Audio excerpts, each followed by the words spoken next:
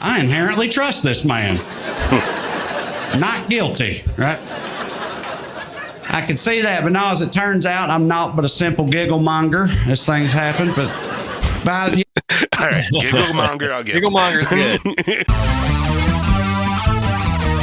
the Stand-Up Teardown, conducting comedy autopsies. The Stand-Up Teardown now.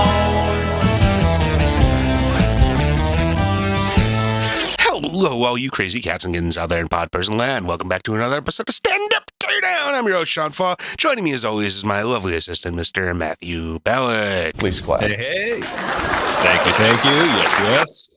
So good. Wow, you just really cut that off. You know, Yeah, I thought it would fade, but it just... that.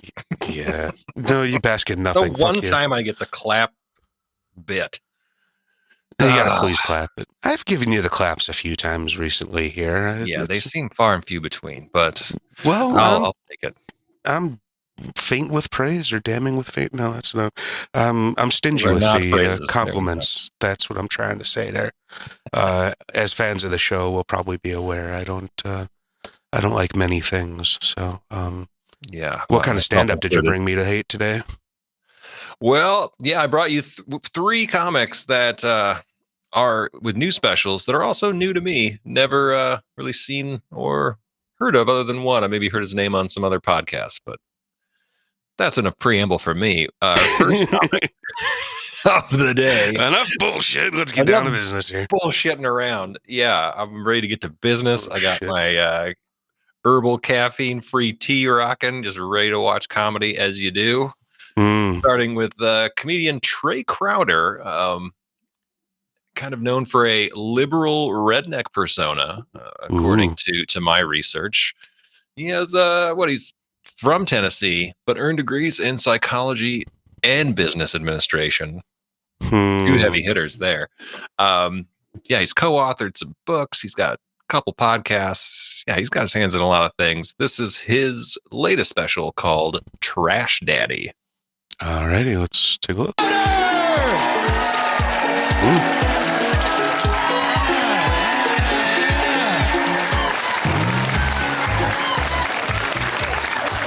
well, shit.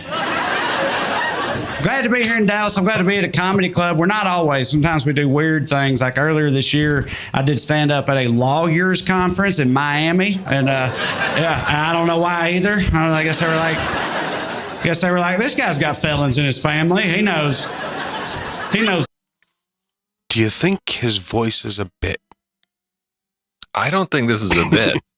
That's just this dude. He's just laying it on thicker. It feels a little Larry the Cable Guy to me. It feels a little embellished for comedic purposes, which, you can't hold against a comedian. It's just, it doesn't. I mean, yeah, no comedian uses their real voice on stage. I mean, for the most part, but this, yeah, we'll see. Well, in the description of the special, I think at the end it says Trae promises to make you laugh, and not just at how he talks. So it's just an affliction. Being Southern. Yeah, he's got his Nate Bargatze dial really dialed up. Totally. Probably. So I did this lawyers conference. It was fine because honestly, there was a point in time in my life where I thought I might want to be a lawyer when I grew up because I had somehow got it in my head that lawyer is one of the only white collar jobs you can have when you talk like a racist banjo, right? At least we acknowledge it quickly and I know. Embrace it. Like he couldn't be a lawyer because he can't say it right. I don't know. Yeah, can't say the word fucking lawyer. Yeah, it makes it two different words. Or yeah. Lawyer. Yeah, I can't even. Like it's making it harder. I can't wrap my tongue around how he fucking lawyer, like he says law and then he's a lawyer. Yeah, maybe he's right and I'm wrong. Like I effed it up with realtor for so many years. Oh yeah. Adding extra syllables in there. Realtor. It's like, yeah, no, you're wrong. I've been wrong about a lot of things in my life. Like I don't know if it's because of Atticus Finch or Matlock or what it is, but But for some reason, people are okay with Southern lawyers. You know what I mean? It's all right to be a Southern lawyer. And I could see myself doing that as a kid. Like, I could see myself walking into court in a seersucker suit, just dabbing the prodigious whiskey sweat from my brow, like from my grandpappy's handkerchief, you know, setting it down, hitting them with some old-timey nonsense. Like, Your Honor, if you think my client's going to spend one more night in the hoose gal, you crazy as a gravy-covered cat in a barnyard full of bloodhounds, you is. Not so much a joke, but definitely a accurate portrayal of the movie representation of a Southern lawyer. Totally a good act out, is that what you call that? Yeah. I was trying to figure out what that, because it's not like an impersonation specifically, but yeah, act out is, that's the word there. It works, but I'm still waiting for an actual joke. The jury's just like, this guy's too dumb to be duplicitous. I inherently trust this man. Not guilty, right? I could see that, but no, as it turns out, I'm not but a simple giggle monger as things happen. But all right, giggle monger, I'll get giggle monger's good. The juxtaposition of his accent and vocabulary is pretty nice.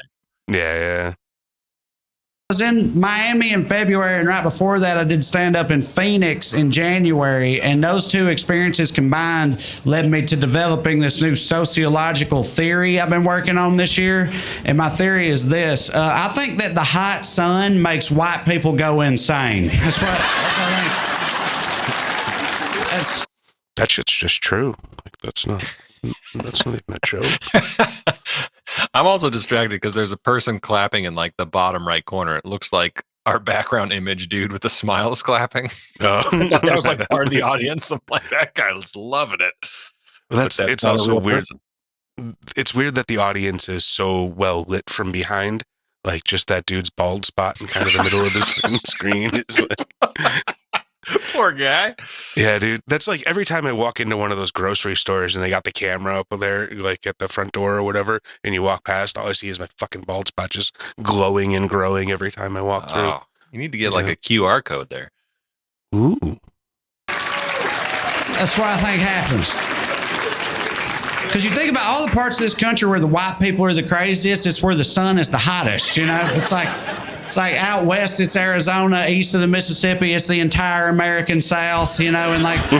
And even within the South, the maxim holds true. The further south you go, the hotter the sun is, the crazier the crackers are, right? Like you start out in Kentucky, Virginia, it's not so bad. You get to Alabama, it's like, ugh, and then you wind up in Florida, and they're throwing alligators through drive-through windows and shit.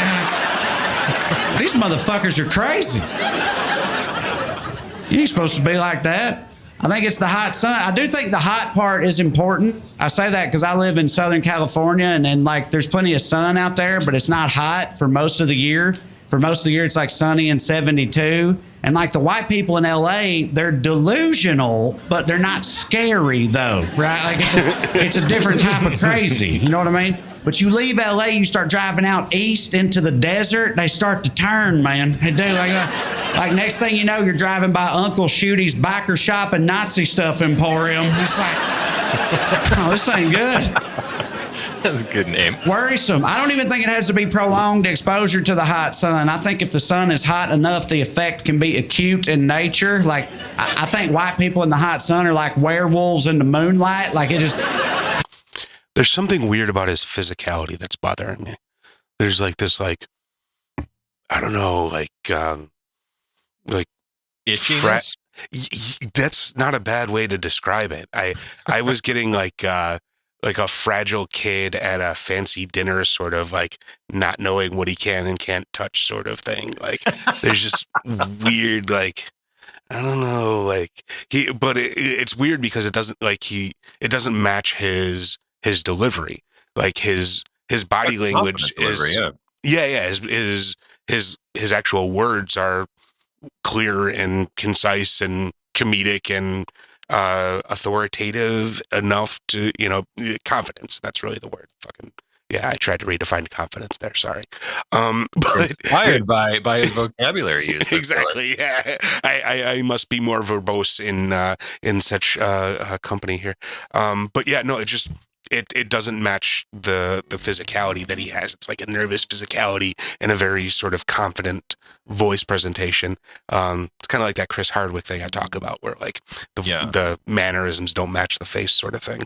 You think that's like intentional that he's doing that? Because I feel like it does ingratiate you with the audience a little bit if you feel, because it makes you seem more like approachable and stuff. Like, I don't know. I feel like you can eke out more laughs that way if people like think like it's a little uncomfortable. Like, I'm going to give him a little something extra with this next laugh, you know? Like if you realize you're too alpha, so you try and like femme it down a little bit or something to like be more approachable. Down, but well, what's the opposite of alpha? I don't like. Beta, I don't. Omega. Let's John know in the comments. I'm getting out of this one.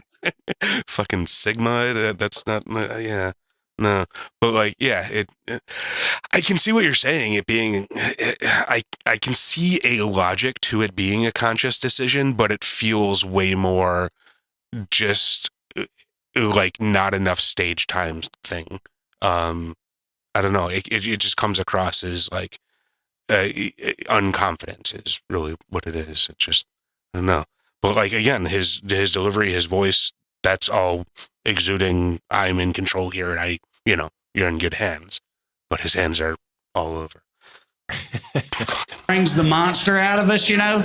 Like that you could take the most white bread, milk toast data analyst from Kalamazoo, you send him to Las Vegas for a weekend conference. By Sunday, he's standing out in the middle of the strip with his dick out like, fuck you, Frank. I bet the house is the roulette table and I don't give a fuck. It fucks us up, man. That's why I'm so worried about this recent trend of like. I also think this is like a joke style we haven't really defined on this show very well. The like, not quite a story, not a setup punchline, but like a describing a situation comedy. Personal experience comedy, or it's not observational. It's like it's what he observed, but I wouldn't call it observational comedy because that's like a specific thing already. It's there's no, I get it. Yeah, it's not as formulaic with the, like you said, like setup, punch, handful of tags. Right. It's kind of like topic. It's like in between all of those things. It's like I said, it's not observational. It's not setup punch. It's not a personal story. It's, I saw this thing that was weird. I think. I don't know. I see or hear a lot of that in stand-up. I saw tell us in the comments what the word for that is, or make up a word for it and convince me that's what it is. Fuck. Dude bros sunning their taints and stuff, like I said. That's a real thing. The Fox News talked about Tucker Carlson, did a whole segment on it. It's a real thing. It's a real thing. Just saying Tucker Carlson in that accent is going to make me laugh. No matter. Tucker Carlson over there was sunning paint. Like exposing their buttholes and their genitals and their taints and stuff to concentrated UV lights for like power up purposes or something. And then nothing good's gonna come out of that, man. Nothing. I'm telling you, you take a heavily bearded alpha male going through a divorce, he starts sunning his taint. Next thing you know, Proud Boys. That's what happens.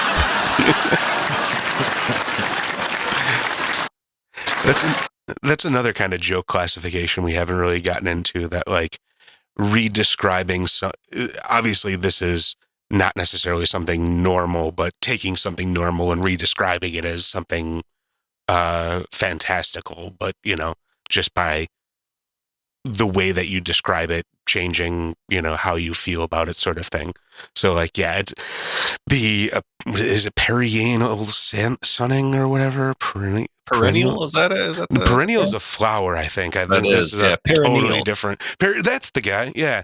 Putting the sun where it don't shine is, an actual apparent thing that people do. But like, I've heard of it. I've not tried it, and I've spent some time in spas, and they just don't offer it. But I think you gotta get in the tanning bed and just kind of spread them. Oh gosh, that'd be so terrible for my back. Just doing downward dog in a fucking gang bed. Yep. I mean, what's downward dog? Fuck, I don't know. That's how the Proud Boys started. It's a problem. I don't think it's just an American problem, though. I think this is a global phenomenon. Like, for example, if you think about like England, right? Like in England, the sun is a myth, right? It's very gray, rainy. And you could say English white people, they've been evil and colonially over the years, but they're not crazy, though. No, they're not. They're very prim, proper, buttoned up. Yes, quite. That's how they are. But you take England, leave it in the hot sun for a couple hundred years, bam, Australia. That's what you get. Australia, aka the Florida of Oceania. I love Australians. They're a lot of fun, but they're down there fist fighting kangaroos and using the word cunt like a punctuation mark. This shit ain't normal. They cut out the best word. You ain't supposed to be like that. What kind of cunt cuts out the word cunt? It's fucking bullshit. Well, now we're gonna get this one off YouTube with that kind of language. You can't say cunt on YouTube? I don't know. Whatever. I mean, you're doing a bit about Australia. That's like the one time you're allowed to say cunt. And there's one thing you can bring up to give me some issues with this. You could be like, well, Trae, what about like Russia, right? Russia, they got all them white people, no hot sun, crazy as a shithouse rat. How do you explain that, right? There's a couple ways of looking at that. You can look at that as like, yeah, my theory's dead in the water before we even get started. Or you can look at that as like, what if that's just their baseline, you know? It's like, what if that's just their starting point? Like, imagine what might happen if we expose Russia to the hot sun for a while. Like, that's the real danger of climate change right there. We don't all start recycling more. It's going to be Mad Max and Adidas tracksuits in no time. There we go. That's a much more classic setup and punch that I've been looking for. Not even like a punch. They're just like fun turns of phrase. Yeah, I guess I'm just that starved for an actual setup and punch. But it was a setup and there was a punch. Yeah, you're right though. It's probably not like classical. It is like more of a premise with some ideas. Yeah, maybe just not a hard punch, but yeah, like the concept of like, yeah, maybe if that's their baseline, then they could get crazier with sun. So then like, ipso facto, then yeah, the line about Mad Max, Adidas tracksuits, funny, good visual. Yeah, that's the problem with him. Like his language is, or his voice, his language use, his tonality is just funny in and of itself. So it's like it's almost like that cheat code for comedians. You know, that the presentation is like half of their chuckles. What the fuck do you call it? Chuckle Wrangler or something? yeah, exactly. Chuckle Wrangler. He's just engaging, and I think, yeah, there's just not a ton of comedians. Chucklemonger, yes. Yeah. But yeah, there's just not a lot of comedians with that kind of, with his voice and style. So it's just, I don't know. That's why I think that's why it felt so fake to me at the beginning. Just, Larry the Cable Guy-ish. But yeah, I do think he is real. I'm going to give him one more minute. Something that we have to add to like the things review. Like, all right, before we start, Trae Crowder, real person, says real or not? Let us know in the comments. Well, no, I mean, there are a lot of comedians that are playing a character. The aforementioned Larry the Cable Guy, but you're even you can go so far as like an Emo Phillips Whitney, is a person. A caricature of himself. Like, there are different levels to that. But yeah, I would say he's actually, you know what? That's not a bad like test point for this show, or like a rating scale. Like, how real are they? And that's not a bad thing or a good thing, really. It's not a rating of whether or not you laughed. It's just like, are they a real person, or are they, a farcical character? And there's room for both, and there is a world for both. But like, actually defining them as such, I think, is a possible way to start defining categories of comedians. Because like, again, going off on a random rant, there is that like sort of ongoing questioning or sort of gripe about stand-up comedy where it's, hey, let's go see stand-up comedy tonight, rather than, hey, let's go see this band. You don't see, hey, let's go see music tonight. You say, hey, this band is playing. Like, there's a lot less of like, I want to see, a rock band tonight. I want to see a jazz band tonight. I just want to see comedy is like very open and ill-defined, or I think has a tendency to leave people wanting if they're expecting one thing when they see the word comedy and they are getting something else. So I think it is helpful to like define categories of comedy, but I think that's changed a bit with like the podcast world. So true. If you have that huge podcast and you're like, yes, let's go see Bert Kreischer for some reason. But again, that's not like a genre of comedy. I guess it kind of, spirals out into like Bert Kreischer and Friends, or like you're part of the Rogan universe, or you're part of the, the Mark Maron universe, or, whatever sort of. Are those the two poles? Yeah, of comedy podcasts, kind of. Yeah. I mean, what else? What other large segments of, comedy groups are sort of coalescing at this point? I would love to see Maron get his own supplement to start pushing. That would be great. Like something that just makes you more nervous. Right. Fuck. Who do we got up next? Up next, another comedian I'm not familiar with. This is John Crist. This is born in Atlanta, Georgia. Let's say he's sort of renowned for his humorous take on Christian culture and everyday life. His name is Christ, and he's going to do some Christian culture. It says and Christ this is on the his screen. Special. No, it doesn't. Again. Oh, I can't read. Can't read. God damn it. I mean, in fairness, I'm looking at the teleprompter backwards, but no, I can't read. Well, this is Johnny Christ's Emotional Support is the title of this special. I think released just in the past couple weeks. Right on. Well, let's take a look at Mr. Crist. Ladies and gentlemen, John Crist.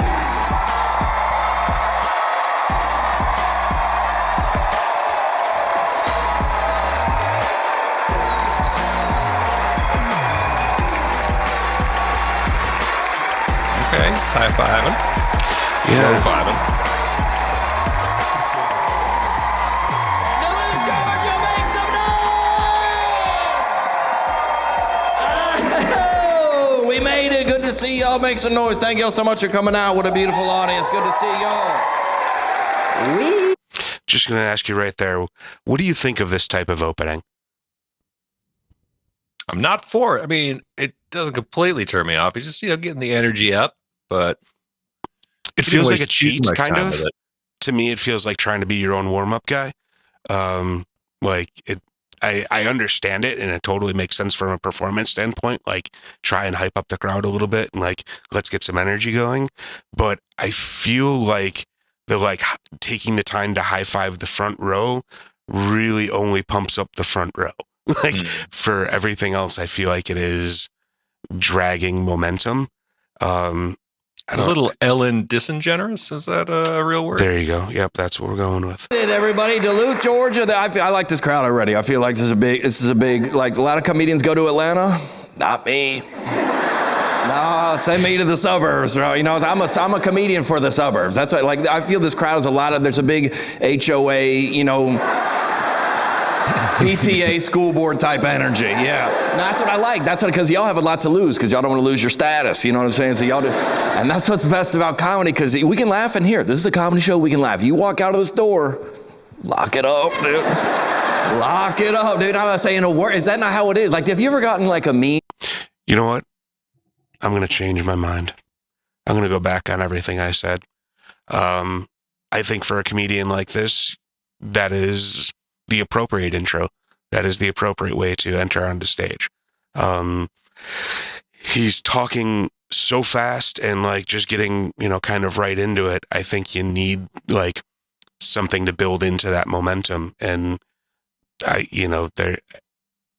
other than like him slowing down to introduce himself, you kind of, got to get the audience to meet you at your level there, sort of. So, he's got to amp them up to like keep up. Exactly. Yeah. You got to, otherwise, I would think that like everything he just said there would kind of just flow past you and, and he has a bit of like a prowling, like rap battler. Yeah. On stage, like presence, like just with his arm movements, even some leg movements, some stepping, and kind of, again, prowling the stage a bit. So yeah, he's got that high energy, confidence for sure. Yeah, and I think if he just came out and grabbed the mic with that, that would be more intimidating to the audience. But like, a little jarring. Yeah. So I think in this case, when he's that far up the scale of energy in the performance, maybe I'm wrong. Maybe that was an actual well-calculated move. Sent to you like on Instagram that has like 40 likes and then it has like 4 million shares. You're like, dude, if I reposted this, I would lose my family and my job. But I gotta send this to some buddies right now, dude. You ever been at a fast food restaurant? They're like, sir, do you care about children? You're like, what? Yeah. Yes, of course. They're like, would you like to donate $1 to help children? You're, nah. Come on, dude. Not in front of everybody. Like, do you care about the environment? Yes. Would you like a paper straw? See you in hell. Like, we just don't want to do it. You know what I'm saying? Do you care about equality? Yes. Do you want these WNBA tickets? No.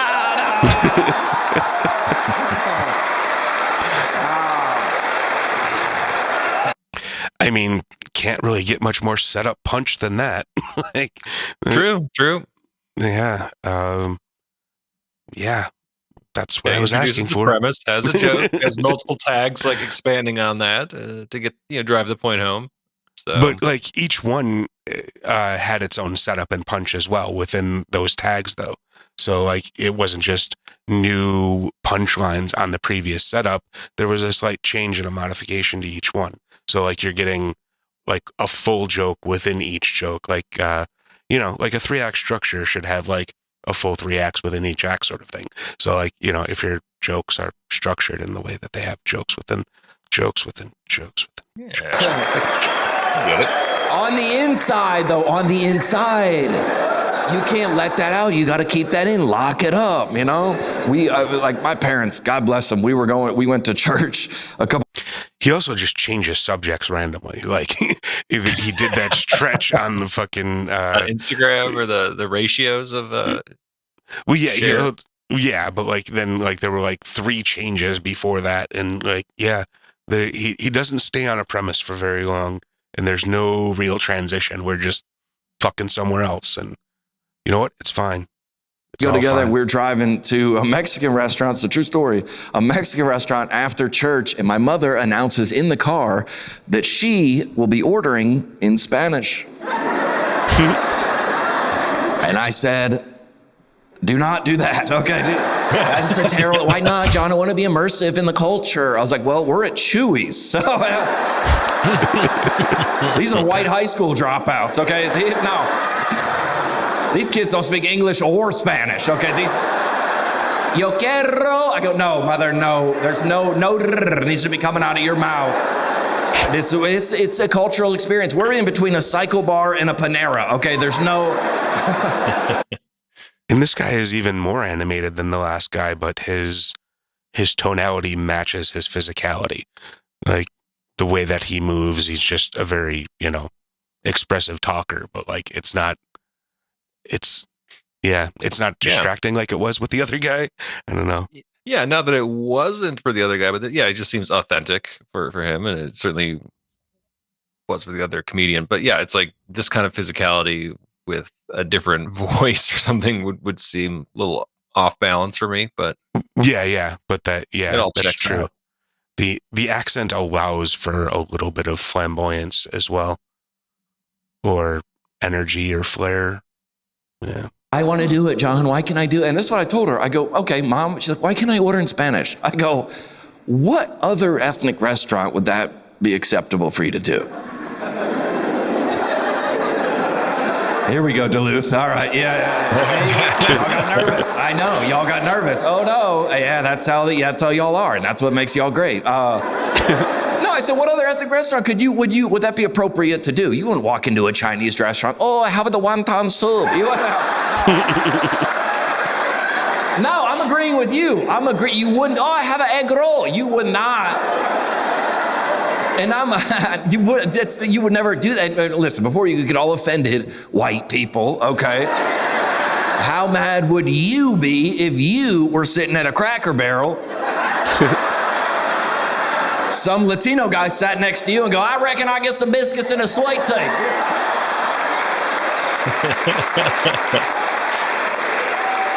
Challenge him to the pig game. It's the same, dude. It's the same thing. Like I said, when you leave this place, lock. I think the problem with that joke is that white people don't care. Like, yeah, I was getting excited for the premise because it's just like, oh, that's fun. That's a fun twist on it, and then it's just like it was more of like an excuse to get his Asian accent work out there. Was that an Asian accent? Chinese accent? Oh, right. Previous, yes. Yeah. Because nobody wants to get fired. No one wants to lose their jobs. You can't say, no, I mean, funny things like that. And to be fair, the airport, when I go to the airport, that's when I see people the most. I'm in public. And I'll say before we get going here that I'm very grateful and honored that any of you in here would ever spend $1 to come out and see me perform. That means the world to me. And thank y'all for coming so much. It's awesome. It's unbelievable. So in the airport, I try to be very kind to everybody, very friendly. I'll take a photo, shake a hand, whatever. Anybody, John, what's up? So I'm walking through the airport with this kind of energy, and I go through airport security. I walk through the metal detector. The lady sees me. I legit makes eye contact with me and goes,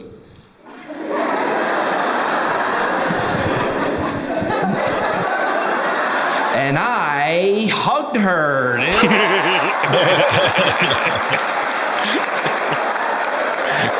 This small woman, I came all the way in. I go, thank you.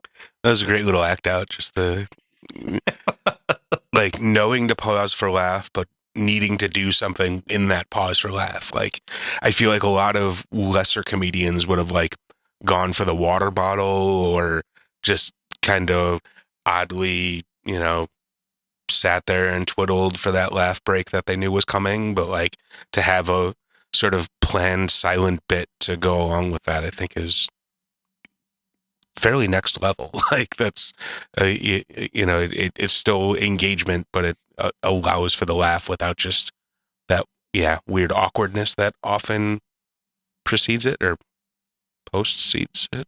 Yeah, that's a good observation.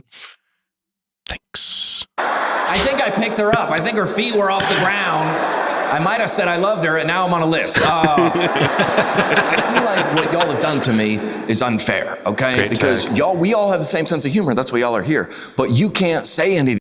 Now I'm on a list is like one of those tags that you can use for a lot of fucking things. It's just kind of a multi-purpose sort of extra laugh you can get for, quite a number of, Yeah, it's up there with like, that's my nickname in high school or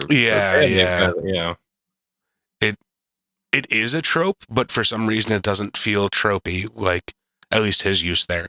It just kind of strikes me that it is something that I've heard a lot, but it doesn't like stand out as something unless you actually sit there and think about it. Yeah, I like the little like quick, like, I think I said I love you. Like that just got a nice laugh for me as well, just because it just shows a little bit of his personality too, which I like. That's true. I think he's just so fast you don't have time to register a trope. Like he's not like dwelling on it. So you're, oh, that was funny. Okay, we're on to the next thing. Like you're not like sitting there mulling it over like we stop and do. So yeah, maybe I think the speed probably allows you to get away with a lot more. I mean, you can get away with lesser material, but you can, you're also just. The more shots you take, the more chances you have of making the shot or whatever that fucking sports bullshit analogy is. Things because you got a job, you got a spouse, and and all y'all do all day is you DM things to me, and you go, You were like, John, you do it. I'm like, why do I always have to do it? Okay. Got an email. I probably got this email and this article sent to me 1,000 times. There was a church in Ethiopia, in Africa. This is a true story. And there was a guy getting baptized. A guy was getting baptized on the river after church, got baptized, eaten by a crocodile. Are you laughing at that, lady? Get the lights on her. Who's her boss? It's crazy, dude. I know. It's sad. I can't handle it. I got that email sent to me like one time. I was like, oh, that's so sad. You know, I got that email a second time. I was like, what an unfortunate situation. I got an email the third time and I was like, no, listen, okay, I don't have a joke for that. So don't worry. I don't have a joke for something like that. Very serious situation. But if I did, and I don't, but if I did, gun to your head, John, you have to make a joke about this or we will kill you. I'll be like, all right. So the way I grew up, you have to be baptized to go to heaven. You got to complete the baptism to go to heaven, you know? So what if he got up there and he was like, what's up? Is my name on the list? And they were like, hold on, let me check the replay booth. Did he break the plane? Did he? Okay, no. That's a great joke, Duluth, Georgia. I don't care what you say.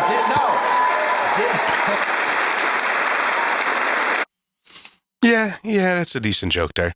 Again, the physicality sells it. His energy sells it. Like his material and his writing is, slightly above par, but I think his energy and his performance level and just confidence on stage brings it over and, into the definitely world. Elevates it.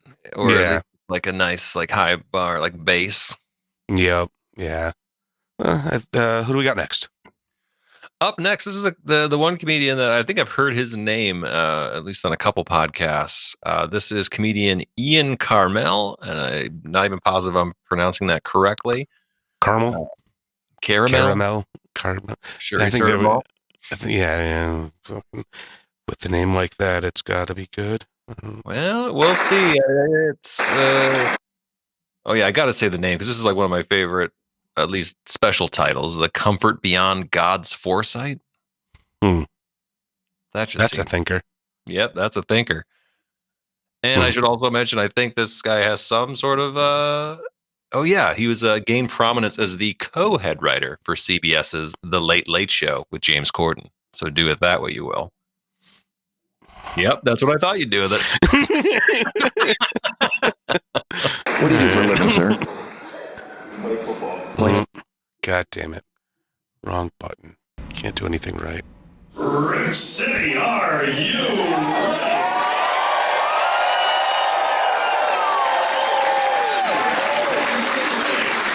From Beaverton, Oregon, Ian. You say Ian? They don't say his last name? Yeah. Nice slow casual walk, first name basis. Yeah. You're a friendly neighborhood comedian. Very blue. I know, right? Oh, there he is. Portland, Oregon. Are you okay? Is everyone? It's like a poor man's Paul F. Tompkins. Poor okay? Yeah, that's true. Anytime I'm on the road and someone finds out I'm from Portland, Oregon, they always ask me that. They're like, are you okay? Is it okay there? Because it sounds like it's bad. And now I just lie to them. I'm just like, it's not okay. It's not. It's a burnt out husk of a once great city. Roving bands of fentanyl-doped Antifa super soldiers roam the streets, cornering hard-working taxpayers, pulling out hand-crocheted guns. Just like, update the pronouns on your LinkedIn! Or I'll ask for your consent to shoot. There's a lot of layers there.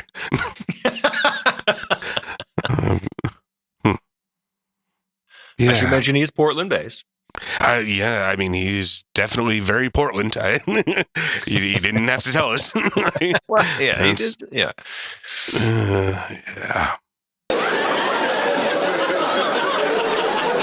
Every single one one of these fallen cities are the same. Every fall. What is that delivery? That like, is that Kevin Meaney? It's like that, like that's like on the verge of a scream, but not really. Like He got me on the Paul F. Tompkins thing now, because it reminds me when he like gets into his like high register, like incredulous voice. Yeah. I was going just on looks, but yeah, that's maybe. City, whether it's Portland or Chicago or San Francisco. Also, all of our references are like 20 to 30 years old, so we should probably work on that.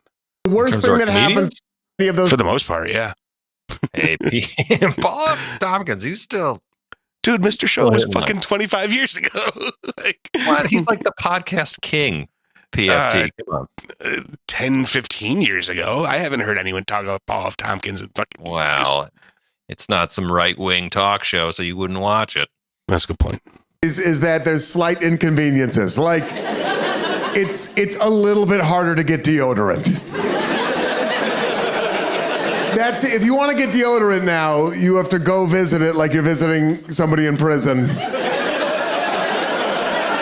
behind a glass case.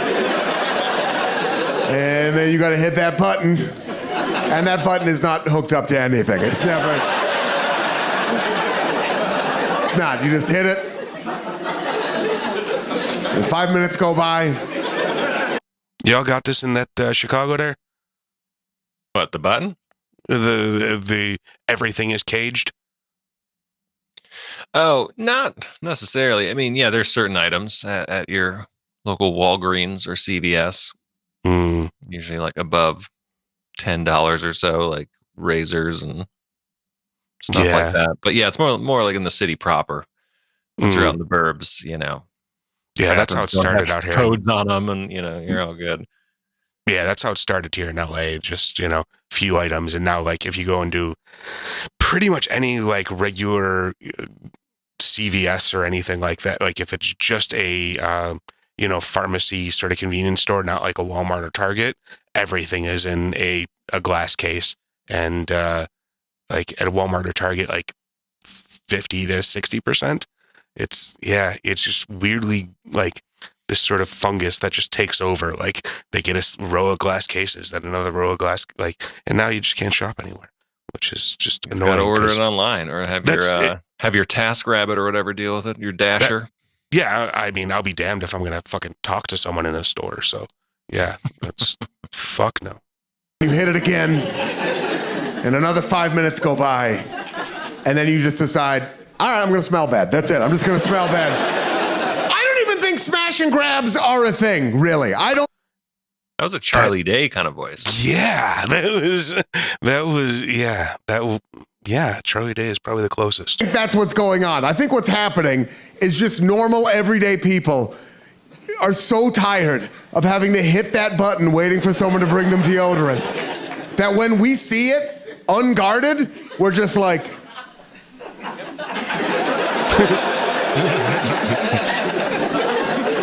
All right, I'm going to come up. And we just grab all of it and run.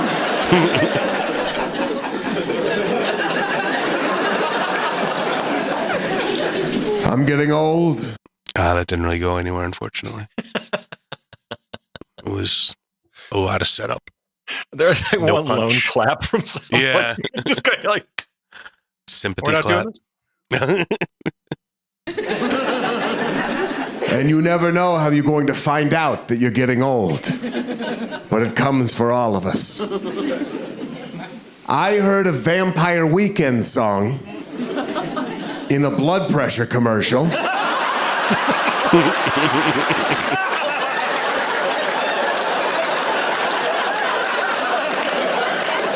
And I used to do cocaine to that Vampire Weekend song. And I am currently on that blood pressure medication. I don't know what happened to me. I used to be beautiful. I used to be young and beautiful. My body was perfect. I could eat Taco Bell and then go to the gym and I was fine. I could do that. I could do these things. I could drink until I was blacking out, and then I would do a bump of cocaine just so I could stay awake and keep drinking. And the entire time, I'd be on 2 Molly. And now, if I eat a piece of pizza, I can't read.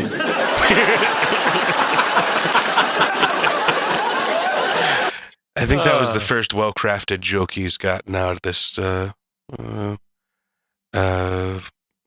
far. Like, there was actually. No, I some like str- that. Yeah, the extreme example. Yeah, that was nice. And I anticipated this. I understood that I couldn't keep doing drugs and drinking the way I was forever. And even certain food, I was like, all right, well, you should eat less of that as you get older. But I went to the doctor recently, and my doctor told me that I can no longer even sleep safely. He did. My doctor told me that I have a condition called sleep apnea. A less angry Lewis Black? Yeah, I can see that. And this is after every woman I've ever slept with telling me that I have sleep apnea.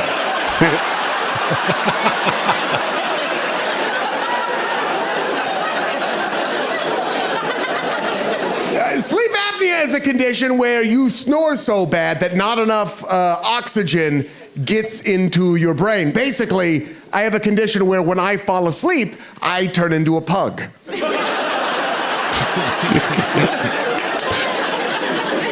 I can't even sleep unsupervised. The one thing we let babies do, unsupervised. And this makes me sad. It depresses me. But also, if you think about it, it's a story of human triumph. It is, right? Because I've become such a chubby little guy that I broke the system. I have become comfortable beyond God's foresight. There it is. Right? God was up in heaven like, I will create a creature that sustains itself on an equal measure of eating and sleeping. And one of the angels is like, but God, what if they get so good at eating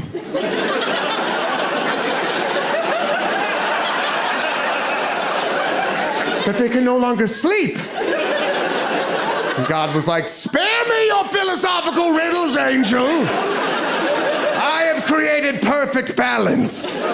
Yes, I have created plentiful food, but I have also created famine and war and winter and wolves. And the entire time we were down here on Earth like, what else can we put in a pizza crust? Oh, no, no, no, no, no.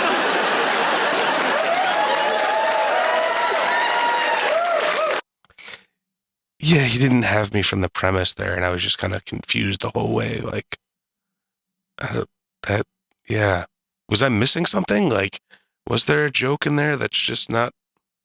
Yeah, I think it's just the example of like how we're living way more comfortably than even God intended. So it's like, oh, I didn't expect all these workarounds for these things. And so it's like, oh. Well, it feels like that was the premise he was going for, sure, but I don't feel like he actually landed that. Like, the concept just still. Yeah, it wasn't like a hard land on it. Like, it gave an example, but I was kind of hoping for, something a bit more it just illustrative of the point. Just. Or bring your time back into sleep apnea as one of those things that God put out there to be like, oh, yeah, because if they do eat too much, then they'll just die in their sleep because they won't be able to breathe.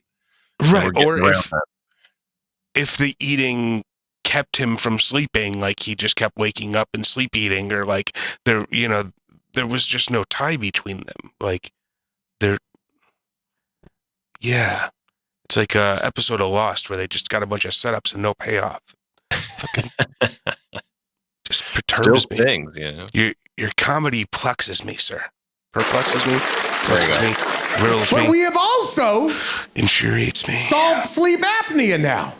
Okay, maybe he's going to win. Because I have a mask, I have a device that I can put on at night that lets me sleep safely at night. It's called the CPAP mask, and it's a full face mask. When I put it on, I look like a fighter pilot on a mission to never have sex again for the rest of my life. It's the least sex sexy thing on the planet because it's a mask with a hose that connects to a box. If that's on, it's off. You know, like. It doesn't look like it's time to get down. It looks like it's time to say goodbye to Pop Pop for the last time.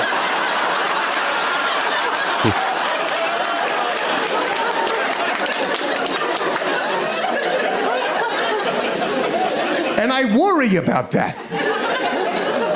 I worry about what's going to happen if I die in my sleep while I'm wearing that mask. Because that means that my ghost will also be wearing that mask. Is that true? We all understand that, right? Your ghost is wearing whatever you were wearing. That's sound Beetlejuice logic, I assure you, but it still doesn't tie back to the food thing. Like, it seemed like he was going somewhere, and again, he's just, man, the setups aren't lining. Is sleep apnea like a fat man's problem? Yes, but I feel like I was promised something that's not being delivered on, and it's really fucking annoying me. Die, that's science. That's hard science. And I'm going to have to explain that to other ghosts. And many of those ghosts will have died before the invention of the CPAP mask. So they're gonna think I died doing something cool. They're gonna be like, oh, okay, all right, I know you got a good story, man. What happened to you, dude?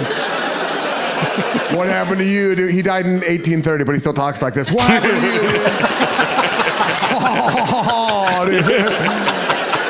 Dude, I drank a hella poisonous tonic, dude. That's what happened to me. What happened to you, brother? Were you like a undersea welder or something? What happened to you, man? What's with the mask? Were you like a fighter pilot? No, too big. All right, what were you? What was going on? And I'm gonna have to be like, oh, no, nothing like that. I had so much fudge that my body forgot how to sleep. All right, yeah, he won. Fuck him. God damn it. He did actually bring it back. He did. Yeah. Wasn't worth it, but it was. You gotta make sure it's known. Yeah. It was, I felt like a long way to go for that punchline. I like it, but I'm not laughing at it. Like, maybe it was just because it was too long, or maybe it was because I rambled too much in the middle, but like, for some reason that punchline just didn't hit like it should have, I think. But Yeah. Maybe a little rambling took us off course on that or whatever, like distraction, but that's what I do. I don't know. It's show. I feel like it's a tough one. Like if we're picking like kind of our favorite of the bunch, it's like these all sit pretty solid in the like I like it category for me. Like none of them hit the like I love this. Well, yeah, but I think it's because they're all what we've kind of come, or what I've started classifying as like energy comics. They're all it's all about their delivery more than it is their material. So like, just the what was the middle guy's name? Is that Karmel? That's the guy we just saw. No, so we're talking about John Crist. Yeah, Crist. So Crist was just that. What's that? JC. Yeah. Oh well. JC was just that very energetic, and like he was going to force you to laugh with his fucking just pure energy there, or pure just charisma, and like be almost a court jester sort of three-ring circus of a man. Whereas like there wasn't a whole lot of joke structure and like craftsmanship to the writing there. I felt like that was kind of like all three of these guys. They were just they relying on personality more than comedy writing. Yeah, maybe. Yeah, it's a lot of like perspective comedy, like you were saying, like they'll tell a story or like something that they saw or whatever, and then they have their take or perspective on it, where it's like isn't it crazy that that's how we do that? Or, Yeah, Crist started getting a little bit into some more like personal story stuff, but even then, it mostly just turned out to be that like, isn't that weird observational stuff? But yeah, I think I'm gonna go with my man JC as my winner for today. Even if we are just judging energy, he had the most energy, but also just that that move I talked about earlier of taking that time to sit on the chair and like knowing the audience and like being able to live with that, but still deliver something for those that weren't totally gut busting. I think is an admirable skill and I'll put him at number 1 today. I'll have to agree with you on that one. I liked all three comics. I would say John Crist came out on top of it for me, just in terms of my laughter, which is how I'm LPM kind of ranking this, and LPMs. But yeah, I really enjoyed like the cadence of Trae Crowder. So I would listen to that, like that's true. Spotify special, because I'm like it's just cozy, and I feel like I'd learn some new words. That's true too. Yeah. At least some new phraseology. Mm-hmm. Yeah, because that can really like just help sell any kind of bits too. If you just have like an interesting way of phrasing it. So sure. So yeah, I would like all that. But yeah, the fun part is that you can also voice your opinion or rank these comics as well on StandupTeardown.com. You can rank them on our 5-point scale. Whether you hate it, like it, love it, think it's okay. Something in those. So you could also let us know in the comments what you think, who you think we should be checking out next. And any other assignments for viewers that made it this far? Like, share, subscribe, stalk me. Do a reel. A reel? Yeah, on Instagram. Get with the times. What is that? What does that mean? Like a YouTube short. Oh, but on Instagram? Yeah, or TikTok it. Is that where the kids are today? Oh yeah. Yeah. I don't. Which is why we're not there. Yeah, exactly. I'm an old man on YouTube. So yeah, like, comment, subscribe, tell me why I'm an asshole, tell us who we should be talking about or what other comedians are up and coming that you've heard about that you want to spread the love on, or someone you just want to fucking shame publicly. We're here for all comers. So that'll do for today, Pig. And fuck you all, whatever. Sit down, it's time to read between the punchlines. Ooh. They set 'em up, we knock 'em down. Why heckle at the show when you can heckle from the comfort of your own home?